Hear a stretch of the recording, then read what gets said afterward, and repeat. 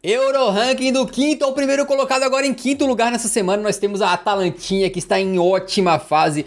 Ladea ganhou mais uma aí, cara, metendo um 3-0 pra cima do Sassuolo, com gol do Passalit, do Cup Miners, do Bakker. É uma equipe que tá em uma fase absolutamente excelente e o Gasperini mais uma vez fazendo um grande trabalho, né? O cara já tá há muitos anos lá na Atalanta e o elenco é sempre renovado, o cara sempre perde muitas peças e sempre não, mas muitas vezes consegue fazer esse time jogar um futebol bem interessante. A Atalanta está em quarto neste momento no campeonato italiano e os caras aí estão com 5 vitórias nos últimos 5 jogos, levando poucos gols e marcando gol pra caraca também. O ataque tá muito eficiente e nesse jogo aí eu queria destacar a atuação do goleirão Carne Seca, exatamente, o Carnesecchi, né, que é o goleiro da Atalanta. Acho que ele tem 23 anos, se eu não tô enganado, ele é bem jovenzinho.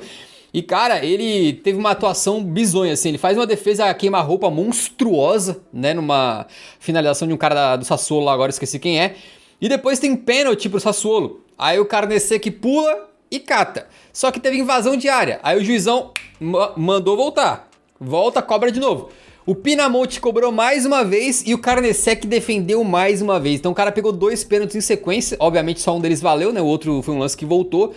Mas realmente os caras estão de parabéns aí, cara, jogando um futebol bem interessante neste momento em quarto lugar. Se o Milan não abrir os olhinhos, quem sabe essa terceira posição tá em risco, porque o próximo jogo é justamente Atalanta contra Milan. Se a Atalanta vence, fica 4 pontos com um jogo a menos. Ai, ai, ai, ai, ai, hein? Mas enfim, a Atalanta tá em ótima fase aí, cara. Mais uma vez o Gasperini fazendo esse time jogar futebol. Sabe qual é um pequeno problema? Aliás, eu vou deixar pra deixar essa parte por último. Vou deixar pra dizer essa parte por último. Mas assim, mais uma grande vitória da Atalanta, né, cara? Eles têm feito uma temporada, uma segunda metade da temporada, digamos assim, fantástica, né? Se tivessem assim desde o começo, estariam brigando pelo título contra a Inter com toda certeza. Eles ainda podem ser campeões dessa temporada, tá? Porque a Atalanta tá na semifinal da Copa da Itália, então eles ainda estão em uma disputa por uma... Inclusive eliminaram o próprio Milan, ainda estão em disputa por uma taça, mas conquistar a Série A já é praticamente impossível. De qualquer forma, é muito importante para eles essa temporada, porque se eles conseguirem garantir uma vaga na próxima Champions League, eles vão ter um salto financeiro muito grande para tentar manter esses jogadores, né? Porque a gente sabe que um clube como a Atalanta, sempre que acaba se destacando, vem outros clubes ali mais ricos e tentam tirar os seus jogadores. Mas como a próxima Champions vai dar muito mais dinheiro, eles podem, de repente, tentar segurar alguns caras ali. Por exemplo, o De Ketelaere não é jogador da Atalanta. Eles podem querer fazer uma boa oferta ao Milan para contratar ele definitivo, e para isso vão precisar dessa grana parece da ter uma Liga dos opção de Campeões. compra aí por pouquinho mais de 20 milhões. É uma questão mais, na real, dele querer, né, ficar. Não, também tem isso, né? Porque com certeza, do jeito que ele tá jogando, tanto o próprio Milan pode ser que queira ficar com ele. A gente ainda tem que ver quem vai ser o próximo técnico do Milan, né? Tudo indica que o Pioli não vai ficar. E também tem que ele querer ficar lá, né? Porque pode ser que outro clube aí, de repente, sei lá, algum clube da Premier League, algum clube da La Liga, possam vir atrás dele, porque é um jogador jovem e um jogador bom. Outros caras ali desse time da Atalanta, que já estavam um pouco sumidos pra mim no futebol e começaram a dar as caras ali de novo, por exemplo, Kolasinac. Quem aí lembra do Kolasinac? Jogou no Arsenal, Kolasinac. O Zappacosta jogou no Chelsea. Lembra do Zappacosta, que ele foi lá pro Chelsea na época do Sarri? Chegou lá, a galera achava que ia jogar bem pra caramba, acabou não jogou absolutamente nada no Chelsea.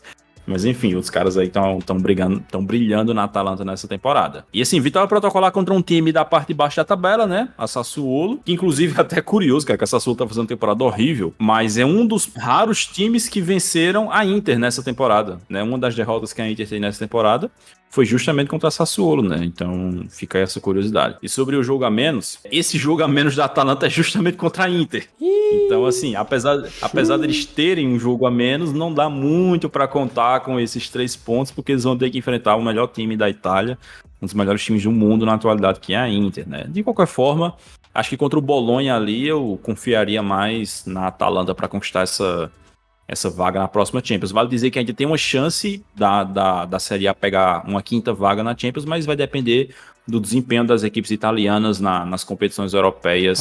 Muito bem lembrado. Desta temporada. Eu sempre fico esquecendo disso aí, cara, mas tem, pra quem não lembra, né, o novo formato da Champions tem 4 novas vagas e uma delas vai pra, ou 2 delas, acho, né, vão pros países que tiveram melhor desempenho coletivo na Champions anterior, né, um bagulho assim. Então, vamos ver como é que vai ser aí. Beleza?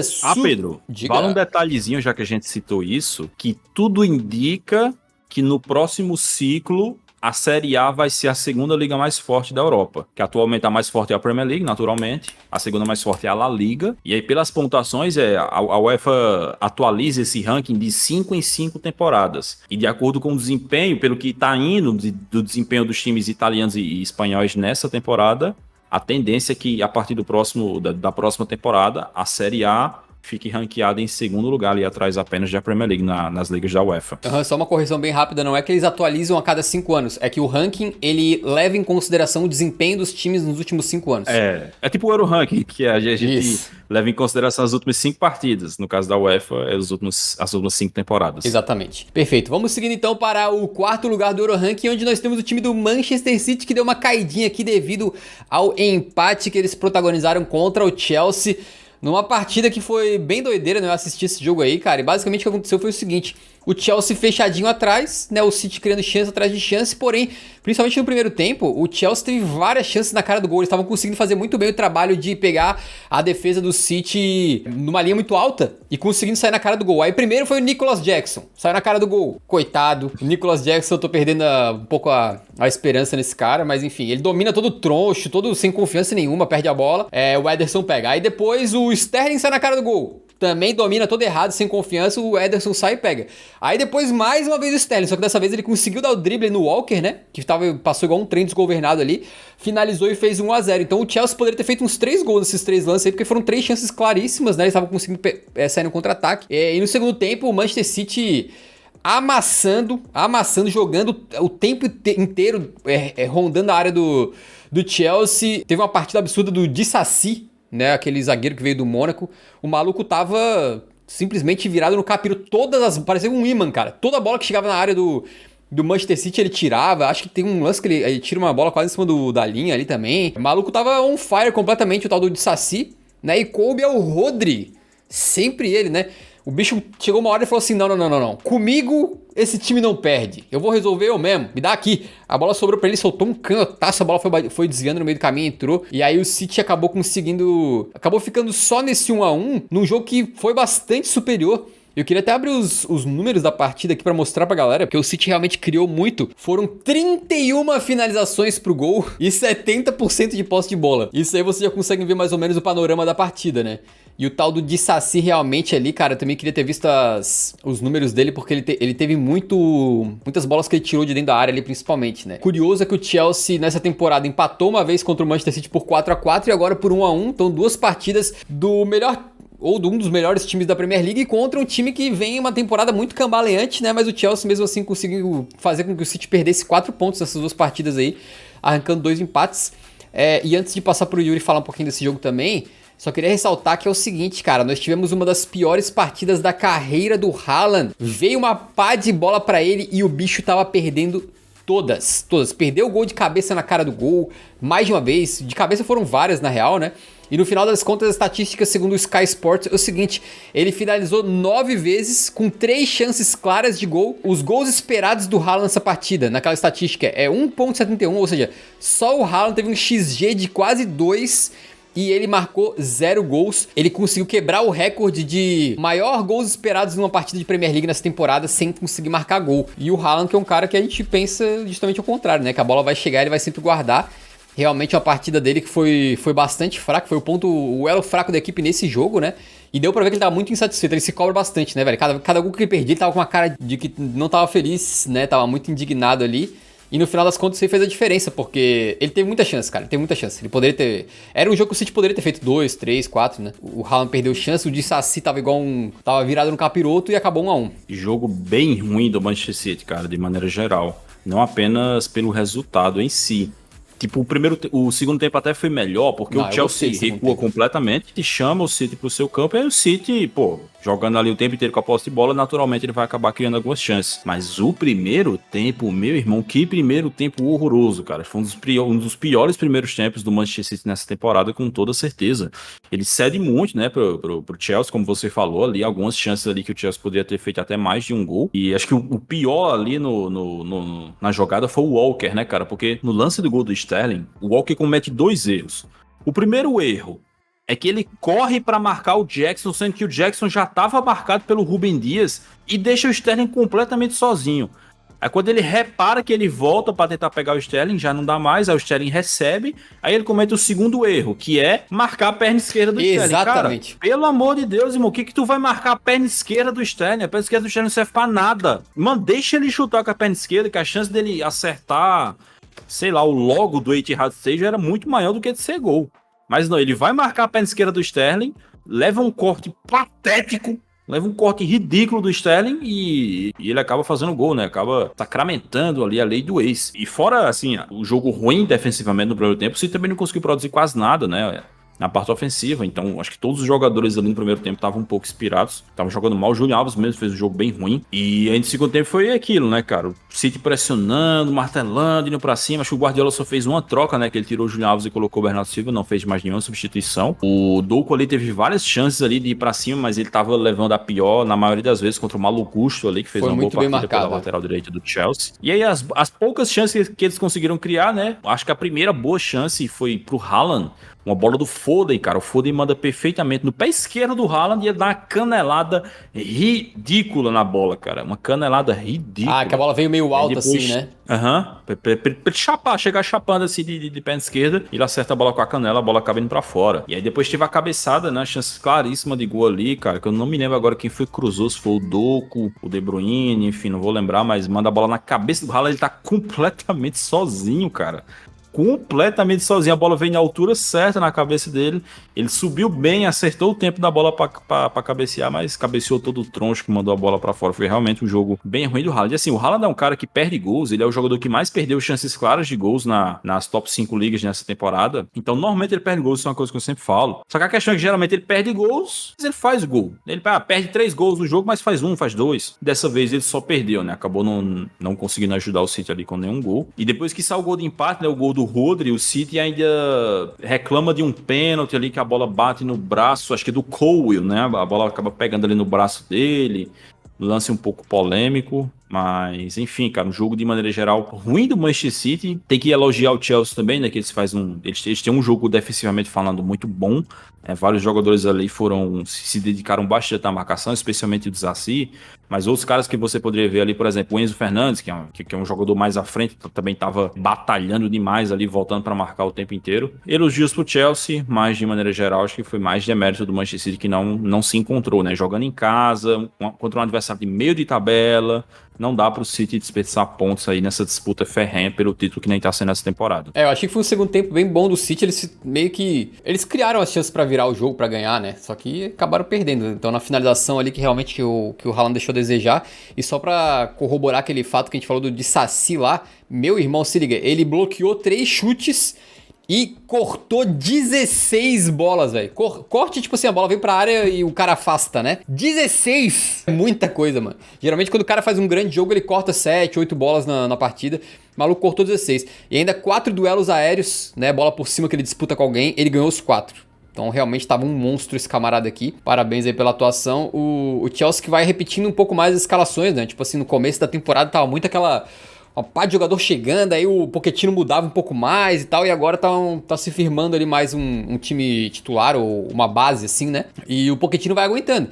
Teve uma fase que eu achei que ele ia cair até o Natal, depois teve outra fase que eu achei que ele ia cair ali no finalzinho de janeiro, eu acho, mas o cara tá aguentando. Acho que ele vai acabar a temporada como treinador do Chelsea ainda. Se vai ficar na próxima aí, já não sei.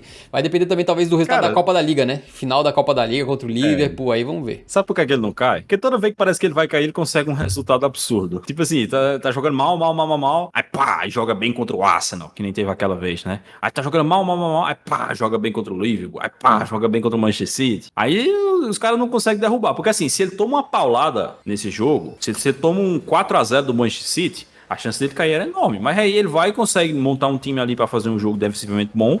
E assim, é o que dá pra fazer hoje, né?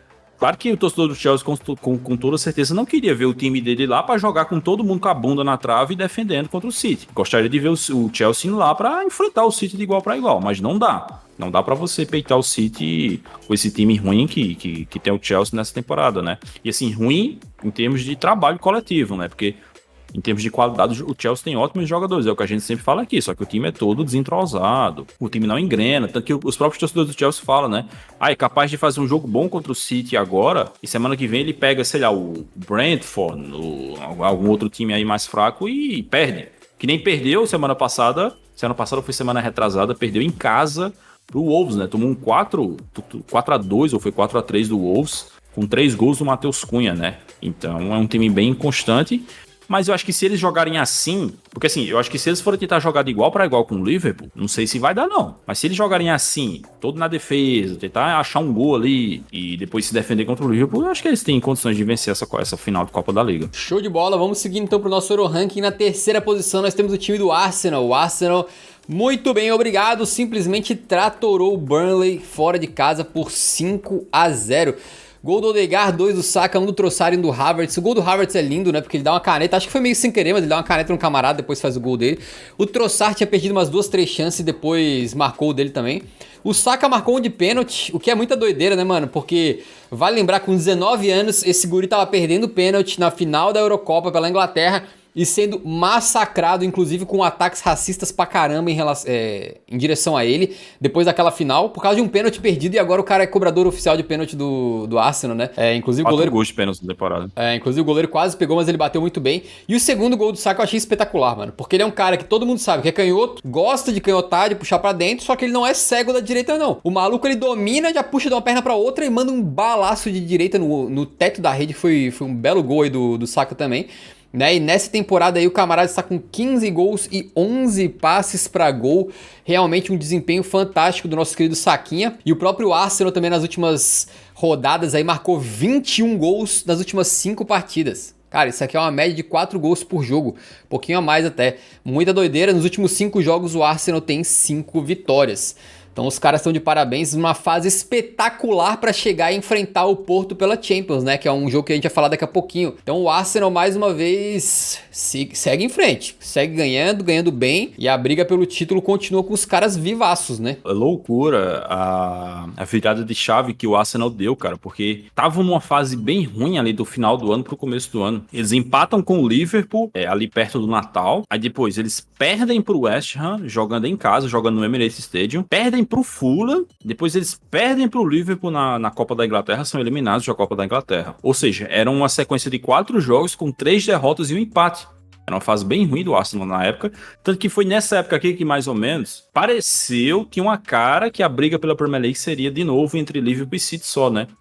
Parecia que o Arsenal tava dando uma derrapadazinha ali, né? Mas aí depois disso, 5-0 no Crystal Palace, 2-1 no Forest, 3-1 no Liverpool, concorrente direto, 6-0 no West Ham e agora 5-0 no Burnley.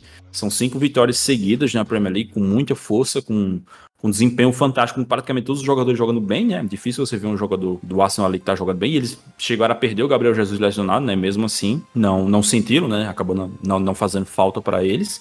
E hoje dá para cravar com toda certeza que o Arsenal definitivamente vai brigar ali. A tendência é que briga até o fim, né? Porque a gente já estamos encaminhando para uma reta final de Premier League, né? Faltam 13 rodadas apenas e dificilmente o Arsenal vai cair de rendimento a ponto agora de não brigar mais pelo título. Acho que no fim das contas, se o Arsenal realmente continuar bem assim, o que realmente vai definir vão ser os confrontos diretos. Eles não têm mais confronto direto contra o Liverpool, mas ainda tem um confronto direto contra o Manchester City no Etihad Stadium, que vai ser mês que vem, em março. Acho que esse jogo aí sim é que vai colocar cada um no seu lugar, vai ser o jogo para separar os homens dos meninos, que nem dizem por aí, e pro Arsenal mostrar que pode vencer essa Premier League. Só corroborando o que tu falou ali, cara, no período entre 9 de dezembro e 7 de janeiro, ou seja, 30 dias praticamente, né? O Arsenal jogou 7 partidas e teve uma vitória, né? Foi realmente uma fase tenebrosa ali, bem complicada mesmo. E no final das contas, depois dessa retomada aí no final de janeiro, agora é só alegria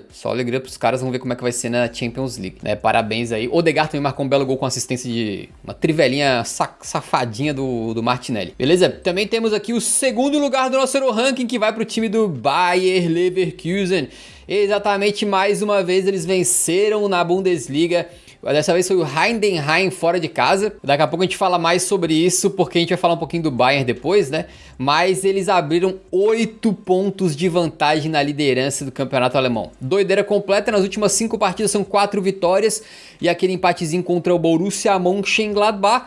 E aí o Xabi Alonso conseguiu empatar um recorde absurdo de 32 jogos de Bundesliga sem perder em sequência. Esse recorde pertencia ao Bayern de Munique do Hansi Flick e agora o Bayer Leverkusen do Xabi Alonso também conseguiu. E se na próxima partida não perder, vai ser o maior recorde aí da história da competição, o que é uma doideira, principalmente se tu comparar, se tu levar em conta que o Xabi Alonso tá no primeiro trabalho dele em alto nível, né? Antes disso ele tava lá na Real Sociedad B, que joga acho que terceira divisão, se não tô enganado, da Espanha, né? Agora o cara tá na primeira vez na Elite, já fazendo um trabalho desta magnitude. Também queria ressaltar o nosso querido Frimpong, né? Que ele joga como ala, mas o cara tá toda hora na ponta, no ataque, o maluco meteu um gol de canhota. É impressionante como todo cruzamento que vem pra área do adversário do Leverkusen, o Frimpong vai estar sempre no segundo pau esperando. Ele já fez metade dos gols que ele fez na temporada, foi assim. Mas mesmo assim, os caras continuam deixando ele livre, mano. É inacreditável, ele marcou mais um gol. Inclusive, teve outra chance. É uma doideira, porque o cara joga de ala e ele poderia ter acabado esse jogo com um hat-trick, tá ligado? De tão ofensivo que ele atua.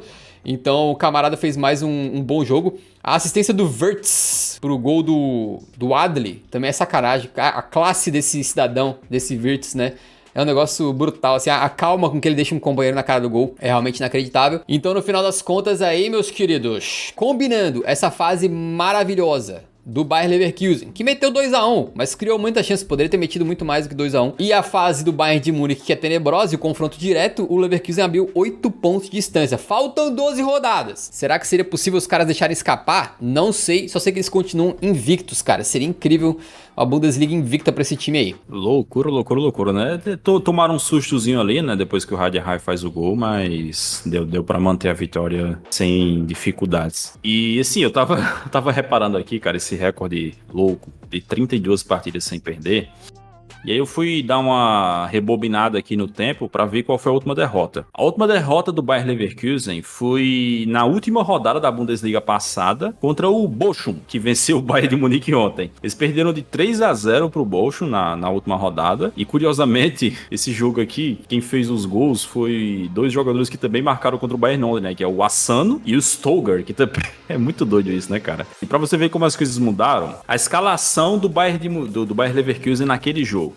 Na última derrota deles na vida, Radek ainda está. Frimpong ainda está. Jonathan Tah ainda tá. Tapsoba ainda tá. Aí temos aqui o Bakker, que tá jogando agora na Atalanta. Temos o Adli, ainda tá. Palacios ainda tá lesionado agora, né? Amiri não está mais, tá jogando no Mainz, né? Florian Wirtz ainda tá, é o melhor jogador do time. Asmun, acho que esse aqui tá jogando na Roma. Na Roma, uhum. Moussa Diaby, que tá jogando agora no Aston Villa. Olha como o time do Bayer Leverkusen mudou desde a sua última derrota, né? Aliás, até o esquema, né? Porque nesse jogo aqui eles estão montados com um esquema com 4-3-3. Sendo que hoje em dia o Leverkusen não joga mais com linha de 4, né? Ele joga ali com linha de 3 e 2 alas abertos. Então, muita coisa mudou desde a última vez. Sendo que, se você volta no tempo e pega a reta final de temporada do Bayer Leverkusen, cara... É uma reta final que, se o Bayer Leverkusen fosse um time com uma diretoria impaciente, eles teriam demitido o Xabi Alonso. Aqui, os últimos 1, 2, 3, 4, 5, 6, 7 jogos, eles não venceram. Os últimos 7 jogos da temporada passada, eles não venceram. Foram 4 empates e 3 derrotas, incluindo aquela eliminação para Roma do José Mourinho na Europa League. Mesmo tendo encerrado a temporada passada bem mal, era uma época que eles não venciam, eles mantiveram o treinador, fizeram uma boa janela e agora eles não perdem, né? Mudou completamente o panorama, cara. A gente já tá indo pra março e o time simplesmente não sabe o que é a derrota, né, cara? Eles viraram a malênia do futebol europeu. E aí tem tudo para eles encerrarem março sem derrotas também, encerrarem fevereiro sem derrotas também, porque o próximo jogo deles é contra o Mainz, na Bayer Arena, então dificilmente o Mainz vai lá na Bayer Arena pra vencer o Leverkusen, né, cara? E aí depois disso, cara, eu acho que é só manter. Eles nem precisam mais de fazer muita força, acho que é só questão realmente de manter o desempenho para confirmar o título da Bundesliga e quem sabe aí fazer uma concentração final para serem campeões invictos, o que seria um feito histórico, cara. Realmente é um time simplesmente insano, uma das grandes surpresas do futebol europeu nos últimos tempos. Só fazer uma pequena correção aqui, né? Do jeito que eu falei, ficou parecendo que eram 32 partidas sem perder na Bundesliga, o Leverkusen, mas não, é um time alemão, time da Bundesliga, que ficou 32 jogos sem perder na temporada somando as competições. Beleza? Só pra deixar claro aí que eu tinha falado de uma forma que tava equivocada. Se o Leverkusen é a Malenia, quem que é o Let Me Swallow Her? Ah, tu achou que eu não ia saber disso aí, rapaz? Que é referência de Elden Ring, caramba. Diga, quem que é? Tá Não vendo? tem? Não tem ainda. Pelo menos você não falou que era o Goku, né, cara? Pelo menos você não falou que era o Goku. Mas não tem o Let Me Solo Rei dessa vez, né, cara? Não tem. Talvez tenha na Europa League, mas na Alemanha tá com cara que não tem, né? Lembrando que na Europa League, imagina só, se a gente for agraciado com o Bayer Leverkusen contra o Liverpool na Europa League. Seria um confronto gigantesco. 2 dos melhores times da temporada e o Xabi Alonso enfrentando aquele que pode ser o seu futuro clube a partir da próxima temporada. O Liverpool pode ser o Let Me Solo Her do Bayer Leverkusen, né? Pode ser. Tô empolgado, cara. Pra essa Europa League aí tem tudo pra ter uma fase de mata-mata bem interessante. Beleza, então tá aí, cara, Bayer Leverkusen, parabéns. E em primeiro lugar, no topo do Euro Ranking, mais uma vez, a incansável, a imbatível equipe da Inter de Milão, exatamente. Eles estão de novo na liderança do nosso Euro Ranking na semana 23 da temporada. A Inter com mais uma vitória cachapante. Dessa vez meteu 4-0 pra cima da Salernitana. E é outro jogo que, meu irmão, poderia ter sido 8. Tranquilamente criaram uma chance atrás da outra, o jogo inteirinho. Né? A Salernitana aí que já tinha tomado 6 da Juventus nessa temporada, agora toma 4 da Inter. Que não poupou jogador, quer dizer, poupou um pouquinho, começou ali com o Carlos Augusto em vez de Marco da lateral esquerda, né, na lateral direita também geralmente vem jogando o Darmian, entrou o Dumfries ali, mas por exemplo, Thuram e Lautaro jogaram desde o começo, inclusive cada um brocou o seu gol, né, cara, e a Inter venceu mais uma vez na temporada, o nosso querido Lautaro aí criando, batendo alguns recordes aí, né, inclusive chegou a 20 gols em 22 jogos na temporada da Série A italiana, muito bem, nos últimos 5 jogos a Inter tem 5 vitórias, aliás, se a gente até expandir um pouquinho, né, são acho que 8 vitórias consecutivas agora na temporada. E nesses últimos 5 jogos, na verdade nos últimos 6 jogos, eles só tomaram um gol em uma partida, que foi no jogo contra a Roma que eles tomaram 2. No restante 5 clean sheets, amigo. É doideira o que tá acontecendo com a Inter de Milão, que está mais forte do que nunca. Vejo muitos torcedores da Inter falando o seguinte, já cravando, este é o time mais forte que a Inter já teve desde a Tríplice Coroa com o José Mourinho. E ainda considerando que são estilos bem diferentes, porque aquela Inter, por exemplo, foi campeã da Champions muito com base em uma defesa sólida, né? E aqui, essa aqui tem uma defesa sólida, mas também um ataque que... Teria que comparar os números, teria que puxar aí no histórico, mas me parece que esse ataque aqui é bem mais eficiente também. E neste momento, a Inter tem 63 pontos. 63 no campeonato italiano. E a Juventus, que vem logo atrás, tem 54, ou seja, são 9 pontos a menos já. Já são 9 pontos de vantagem, considerando que a Inter tá com um jogo a menos ainda. Então, meus amigos, o título italiano, a não ser que aconteça um desastre, uma tragédia, já está bem papado aí. Mais um feito do Inzaghi, que é muita doideira, porque como jogador, o irmão dele foi mais jogador, né? O Pippo Inzaghi. Mas como treinador, ele é muito mais treinador. E o Pippo Inzaghi, ídolo do Milan, e ele virando ídolo da Inter de Milão. É bem doideira essa questão, diga. Inclusive, Pedro, fomos surrupiados de um confronto entre irmãos, né? Porque o Filippo Inzaghi, ele era treinador da Salernitana, ele foi demitido semana passada. Poderíamos ter tido esse confronto entre irmãos aí nessa semana, mas não deu tempo de haver. E assim, cara, a temporada da Inter é tão fantástica que assim, eu já tô empolgado aqui e eu tô fazendo contas, né? A Inter tem 14 jogos pra fazer ainda nessa Série A. Eles teriam que vencer esses 14 jogos ou vencer 13 e empatar 1 para quebrar aquele recorde da Juventus de pontos. Do Antônio Conte, a Juventus do Antônio Conte fez 102 pontos na Série A 13 e 14, que até hoje é a pontuação recorde na história da Série A. E a Inter, com esses 14 jogos, se ela vencer 13 e empatar 1, ela faz 103. E se ela vencer os 14, ela faz 105. Então, assim, é muito difícil, óbvio que é muito difícil, mesmo a Inter sendo disparado o melhor time da Itália. Quem sabe? Nunca se sabe. Quem sabe se eles não forem eliminados aí na Champions para poderem focar na Série A, né? Eu, se fosse o Simone Inzaghi, começaria a olhar com sérios olhos, dar uma poupada na Champions, né, cara? Coloca o time reserva ali, porque é uma competição claramente superestimada hoje em dia, né? Que não tem mais tanto valor. Então eu colocaria o time reserva para poder focar 100% na Série A e quebrar esse recorde aí do... Até porque, assim, a Juventus é a maior rival da Inter, então seria um sabor especial tirar esse recorde da história da Juventus. Sobre aquilo que você falou, dessa ser a melhor Inter desde o José Mourinho, eu acho que mesmo que a Inter da temporada passada tenha chegado na final da Champions, vamos supor que essa não chegue na final da Champions, seja, sei lá, quartos de final, semifinal, eu ainda acho que essa vai ser melhor Porque assim, se você compara o desempenho na Série A, é um esculacho. Na temporada passada, a Inter terminou a Série A em terceiro lugar com 72 pontos. Essa Inter aqui falta menos de 10 pontos para já igualar essa pontuação. Sendo que a gente ainda tem 14 rodadas pela frente aí. Aquela Inter fez 71 gols no campeonato. Essa daqui já tá com 59. Então, assim, pra mim, essa Inter dessa temporada e aquela muito Inter melhor sofreu do que a temporada passada. 42 gols e no momento essa aqui sofreu 12. É uma diferença brutal, cara. Tipo assim, é porque assim, mata-mata de Champions é muito contextual. Nem sempre você ter um time mais forte significa que você vai mais longe.